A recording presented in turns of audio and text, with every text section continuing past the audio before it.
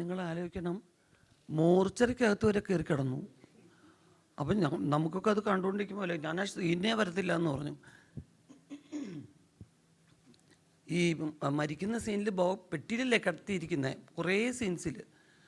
അപ്പോൾ ഞാനാണ് നോക്കിയിരുന്ന് കരയേണ്ടത്. അപ്പോൾ പ്രശാന്ത് വളരെ കാര്യമായിട്ട് ഇങ്ങനെയൊക്കെ ആയിരിക്കും. നമ്മളിങ്ങനെ സിമ്പതിയോടുകൂടി ഇങ്ങനെ നോക്കുമ്പോൾ ചേച്ചി ഒരു മിനിറ്റ് ഒന്ന് ചൊറഞ്ഞോട്ടെ ഇങ്ങനെ. അപ്പോൾ പിന്നെ നമ്മുടെ മുടങ്ങ് പോവും. ഞാൻ അല്ലെങ്കിൽ ആരെങ്കിലും ഒന്നെങ്കിലും ഒന്ന് തമാശ പറയാൻ നോക്കിയിരിക്കുക.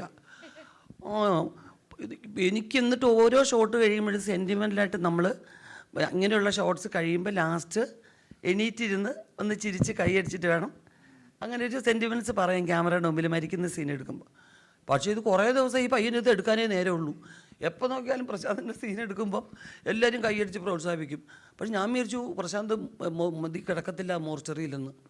ഒന്നൊരു ഒബ്ജക്ഷൻ പറയത്തില്ല ആക്ടർ ആകുമ്പം. മോർച്ചറി ഞാൻ കിടക്കണോ സാർ, അത് വേണ്ടാന്ന്. പക്ഷെ അതുപോലും പറഞ്ഞില്ല. ഭയങ്കര കോപ്പറേറ്റീവ് ആയിരുന്നു കേട്ടോ പയ്യൻ. പുള്ളിയുടെ ഫിലിംസ് ഞാൻ കണ്ടിട്ടുണ്ട്, നേരത്തെ ഷോർട്ട് ഫിലിംസ് കണ്ടിട്ടുണ്ട്. KR നാരായണൻ പഠിക്കുന്ന സമയത്ത് തന്നെ എനിക്ക് പ്രശാന്തിനെ ഫ്രണ്ട്സ് പറഞ്ഞും അല്ലാതെയൊക്കെ അറിയാം.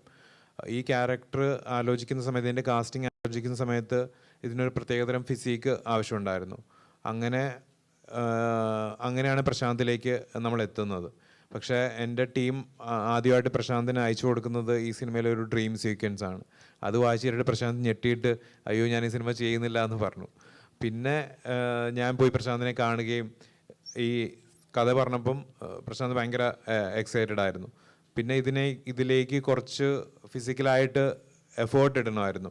അപ്പോൾ അതൊക്കെ പ്രശാന്ത് അന്ന് തന്നെ, നമ്മൾ മീറ്റിംഗ് കഴിഞ്ഞു അന്ന് തന്നെ പ്രശാന്ത് അത് ചെയ്യാൻ തുടങ്ങി. ഈവൻ സെറ്റിലാണെങ്കിലും ഒരുപാട് കുട്ടനാടാണ് നമ്മൾ ഷൂട്ട് ചെയ്തത്. അപ്പം താറാവ്, കൊഞ്ചായി എല്ലാം അവിടെ ഇരിപ്പുണ്ട്. അപ്പം പ്രശാന്ത് ഇങ്ങനെ എന്തെങ്കിലും കുറച്ച് എടുത്തിട്ട് എന്നെ ഇങ്ങനെ നോക്കും. പ്രശാന്തിന് കഴിക്കാൻ പറ്റില്ല, കാരണം ആ ഫിസിക്ക് മെയിൻറ്റെയിൻ ചെയ്യാനായിട്ട്. അങ്ങനെ വളരെയധികം ഇൻവോൾവ് ആയിട്ടും വളരെ ഒരുപാട് ഹാർഡ് വർക്ക് ചെയ്തിട്ടുണ്ട് പ്രശാന്ത് ആ ക്യാരക്ടറിലേക്ക്. അതും ഇപ്പം ഈ ചേച്ചിയുടെ കാര്യം പറഞ്ഞ പോലെയാണ്, ഇതൊക്കെ ചെയ്യുമ്പോഴും പ്രശാന്തും ഭയങ്കര ഹാപ്പി ആയിട്ട് അല്ലെങ്കിൽ കോമഡിയൊക്കെ പറഞ്ഞ് ഭയങ്കരമായിട്ട് എൻജോയ് ചെയ്തിട്ടാണ് ഇത് ചെയ്യുക.